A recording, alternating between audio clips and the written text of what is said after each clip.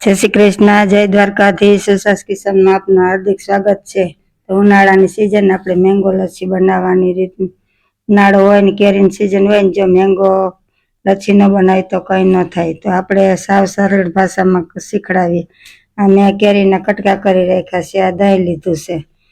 તો આવી રીતે કટકા કરી અને મિક્સર જારમાં 1 જ મિનિટમાં તૈયાર થઈ જાય. તો આ મિક્સર જારમાં આપણે કેરીના કટકાને નાખી દઈએ બધાને. 2-3 થોડાક રાખી દઈએ એટલે આપણે વાહાથીને ડેકોરેશન કરવા કામ આવે. તો આ મિક્સર જારમાં આપણે એ નાખીએ અને એમાં 2 ચમચી ખાંડ નાખી દઈએ. દળેલી ખાંડ હોય તે હાલે, નકર આખી ખાંડ નાખી દઈએ, ભેગી મિક્સ થઈ જાય.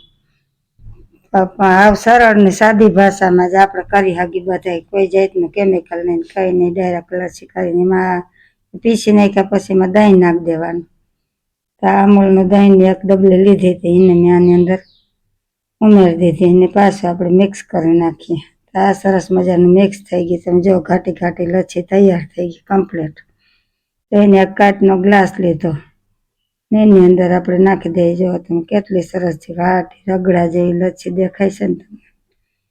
આવી જ રીતે સરળ સાદી રીતે કમ્પ્લીટ બની જાય છે આપણે 1 જ મિનિટમાં લચ્છી તૈયાર. તો કેરીની સિઝન હોય અને ઠંડા ઠંડા થવા માટે આપણે લચ્છી જો કેવી લજેદાર એકદમ ઘાટી સમસી હું પી હગી. તો એને આપણે આવી રીતે ડેકોરેશન માટે 2-3 કેરીના કટકા નાખી દેવાય. અને વધારે દેખાવ કરવો હોય તો માથે થોડુંક દહીંને પીસીને એની મલાઈ પણ નાખી હગીએ, પણ આપણે આમને સાદી સિમ્પલ રાખી દઈએ. તો આવી રીતે આપણે લસ્સી ગમે તો લાઈક, શેર અને સબસ્ક્રાઈબ કરજો. જય શ્રી કૃષ્ણ, જય દ્વારકા.